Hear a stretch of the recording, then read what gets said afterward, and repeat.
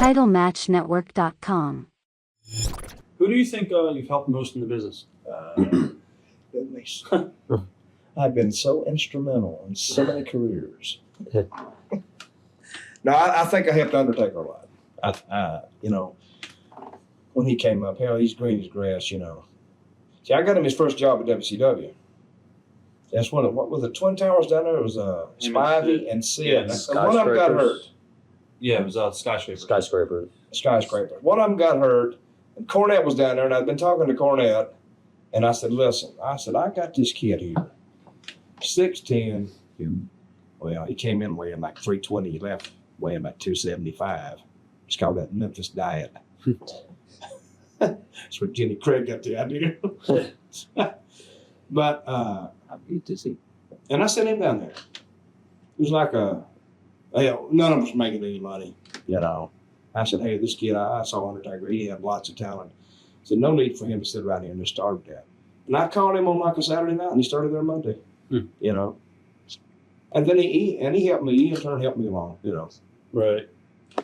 Now, when you left the WWF, where did you end up after that? Was it back in Memphis?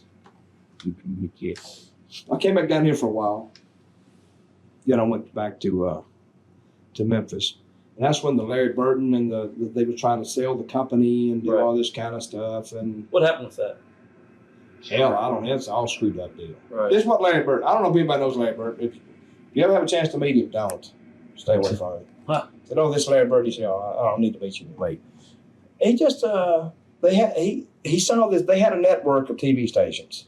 They had like 140 stations. Right. On paper, it looks like a conglomerate. It looks like what a hell of a media buy. You got this show on 140 stations.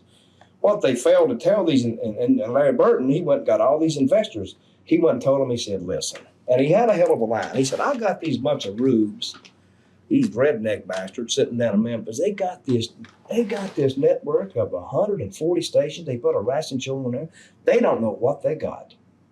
They don't, and we could buy it for a song and a dance. Of course, the song and the dance ended up to be about $1 million and a half. Right. But on paper, what an investment. See what I mean?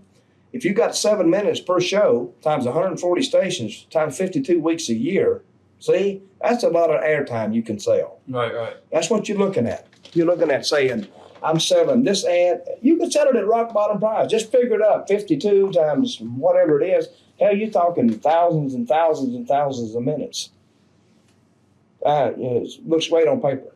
So he got this thing together where he's going to buy this company. But what he failed to tell these investors is some of these stations was like Channel Public Access 22 that aired at like Spokane, Washington at like 4:30 in the morning. Right. See, they didn't know that. So what they did, he sold this bill of goods to all these investors. And 4 weeks later, the company just closed up. Just folded up. Hence the lawsuit that Larry Burton screwed them out of $1.5 million. See, a lot of us wanted to made out on that deal. Right. They called him into federal court in Auburn, and they convicted Burton. Lauder didn't touch him, But Burton, they said, well, you owe this money and all that. And Burton called me one day about a year or so ago. Hey, listen to his voice. It irritated me. He said, what do you know, you son of a bitch? Just the way he talks. He thought he was like a mafia figure or something, He told me one time, he said, God damn you, Mantell. I'll have you knocked off for 10 grand. I said, God damn, Larry, for that, I'll knock myself off. And that's the way he talked. Right. But one thing you say about Larry Burton, he wasn't boring. He was full of shit, but he wasn't boring, But he told me, I said, hey, you going to pay that money back? He said, hell no, they can't get nothing if they can't find. See, he's got like 5 or 6 IDs. He's got like 5 or 6 driver's licenses, The damnedest thing you say, I don't know Larry Burton's not even his name. I don't even know his name. And he's out in L.A. doing something. I don't know. Right. Larry Burton sounds like a movie director. I don't know. Anyway, did you have any negative feedback when you were offered to critique people's matches for WOW magazine? Did you ever get feedback for that? Yes. No. Critique people's matches. Right. I never critique people's matches. Not WOW magazine. No, there was an article. Somebody said that you were going to go in there and critique people's matches or something like that. No, I don't. See, I don't knock people's matches. See, my deal with WOW magazine is I did a deal and I told like bullshit stories from the road. Right. And it's bullshit. You had a story about Payl Heyman, I think. I read. Yeah, it drove me to goddamn some town in Indiana one time, farmland, Indiana. My God, what a trip from hell.